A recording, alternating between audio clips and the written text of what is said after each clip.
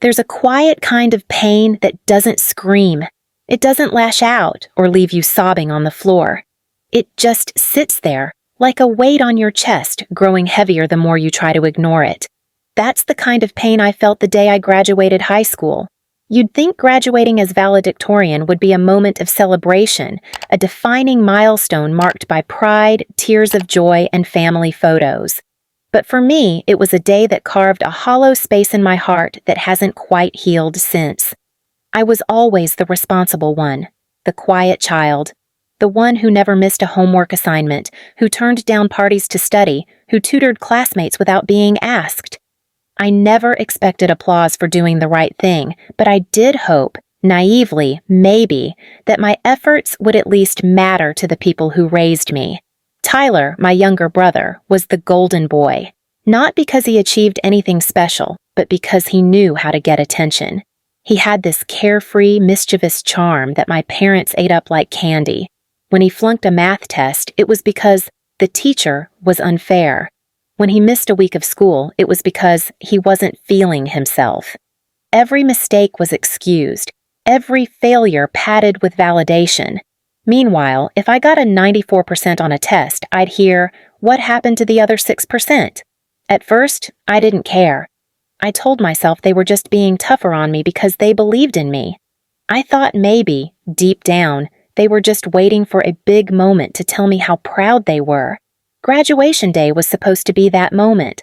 I had been selected as the valedictorian after years of sacrifice. 4 years of staying up until 3 a.m. rewriting essays, skipping school dances, turning down vacations so I could attend summer classes. I thought that when I walked across that stage, when my name echoed in the auditorium, my parents would finally see me. I imagined them standing in the crowd, waving, tears streaming down their faces. I imagined my mother holding a bouquet, my father trying to film the moment with shaky hands because he was too proud to keep them steady. That fantasy died the morning of graduation. I woke up early, too nervous to eat breakfast. My speech was folded neatly in my pocket, rehearsed down to the final word. I was in my cap and gown, pacing in front of the mirror, waiting for my mom to call up the stairs and say, "Come on, we don't want to be late." But the house was quiet. Too quiet. I went downstairs to look for them and paused as I reached the kitchen. Music was playing. The back door was wide open. Curious, I walked outside and stopped cold. There were balloons, streamers, a banner made of glitter letters hanging across the fence. Tyler passed. D for done. Tables lined with snacks, soda bottles, and a cooler full of beer. And there, in the middle of it all, was my family. Laughing, setting up folding chairs. My dad lighting the grill, my mom icing cupcakes, and Tyler sitting in a lawn chair like a prince who had returned from war. I stood there in my gown, watching as my mom walked past me, barely giving me a glance. She laughed, nudged my dad, and said, "Can you believe he actually passed English this time?" My heart cracked slowly, like a fault line splitting under pressure. "I graduate today," I said softly. No one heard me. "I graduate today," I repeated louder. This time, Tyler looked up. He smirked. "Oh, right. Congrats or whatever." I looked around for the envelope of tickets I'd left them, still untouched on the kitchen counter. "I told you weeks ago," I said, my voice shaking. "I left you tickets. I'm giving a speech. I'm valedictorian." My mom finally looked at me, holding a spatula. "Honey, we didn't forget. We just thought Tyler really needed this today. He's been struggling." "Struggling?" I was speechless. "You'll be fine," my dad added, flipping a burger. "You're always fine. You don't need us there to be proud of you." That's when I realized they hadn't forgotten. They had chosen, and they hadn't chosen me. I walked away. No anger. Just silence. The kind of silence that builds walls around your heart. I didn't call a cab. I didn't beg them to change their minds. I walked 3 miles in the heat, in my full gown and heels, to the school.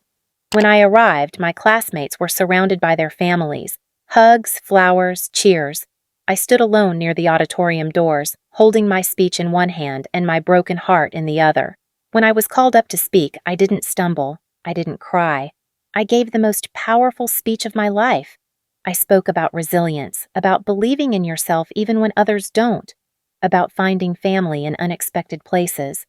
When I looked into the crowd, I found one of my teachers wiping away tears. That was the only moment I felt seen that day. Afterward, some of my friends invited me to dinner with their families. I politely declined. I went home. The party was still going. No one asked how it went. No one noticed my tear-streaked cheeks. That night, I sat in my room and made a promise to myself. One day, they would regret it. Not out of revenge, but out of realization. I wouldn't be bitter. I wouldn't fight for their attention anymore. I would go where I was valued. And the next time they wanted to celebrate someone, they'd find that the person they ignored had built a life so bright they could only watch from the shadows. The months that followed were filled with quiet choices, small, firm decisions that slowly drew a line between me and them. I didn't announce my plans, I didn't make a scene, but I began to disappear from their orbit. I applied for colleges out of state, got into 3, chose the one farthest away. I didn't bother telling them until my bags were already packed. My mom blinked in surprise, Tyler rolled his eyes, and my dad said, "You're really going to be that dramatic over one missed ceremony?" But it wasn't just one missed ceremony. It was a lifetime of being invisible in a house that claimed to love me as long as I stayed quiet, accomplished, and never needed anything in return. So I left. The first time they called me after I moved was when Tyler crashed his car into a mailbox and needed help with his insurance claim. I didn't answer. I was in a new city, working 2 part-time jobs, eating dollar ramen. But I'd never felt freer. 4 years passed. I graduated college summa cum laude. This time, I didn't invite anyone. I stood on a new stage in a cap and gown, and instead of looking for familiar faces, I looked ahead, because everything I needed was in front of me, not behind. After graduation, I landed a job in Chicago, marketing firm, decent pay, great growth potential. I hustled. And slowly, my life began to take shape. I traveled, met new friends, learned to cook something other than pasta. I built my world from scratch, and every corner of it reminded me that I was enough, even if my parents never said it. 2 years later, I was asked to speak at a leadership conference for women in business. My speech from high school about resilience and self-worth had somehow gone viral on a school's YouTube page, and a talent scout stumbled on it. They offered to fly me out, all expenses paid. The night before the speech, I got a text from my mom. "Saw your name in something. Are you doing a TED Talk or something now?" I didn't respond. The next morning, after delivering a speech to an auditorium of 300 women who cheered, clapped, and some even cried, I stepped backstage and finally did something I'd waited years to do. I blocked my parents' number. I know it sounds cruel, but the truth is, I had spent too long letting their absence shape my worth, and I was done with that. Months went by. I kept growing. A publishing company reached out. They wanted me to write a book about my story, about families who break you and the healing that follows when you finally stop chasing approval. I wrote that book. When it hit shelves, it took off faster than I expected. Book signings, podcasts, one day, even a TV interview. That's when the message came, from Tyler.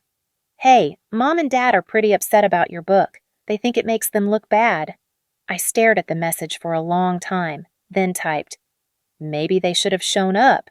He didn't reply. Months passed. The holidays came. I spent them with friends who had become family.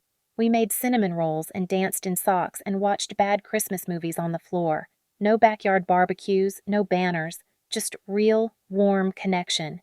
And then, one day in March, a letter arrived at my apartment. It was from my parents, handwritten. The paper smelled faintly of my childhood home, dryer sheets and garden mulch. My mom's script curved nervously. "We read your book.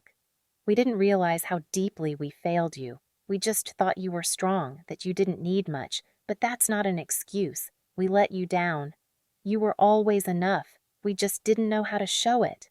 I don't expect you to forgive us, but I hope you know we regret missing everything we should have been there for. If you ever want to talk, we're here." No manipulation, no guilt, just honesty.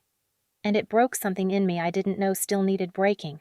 I didn't write back right away, because the truth is, I wasn't writing this story for them.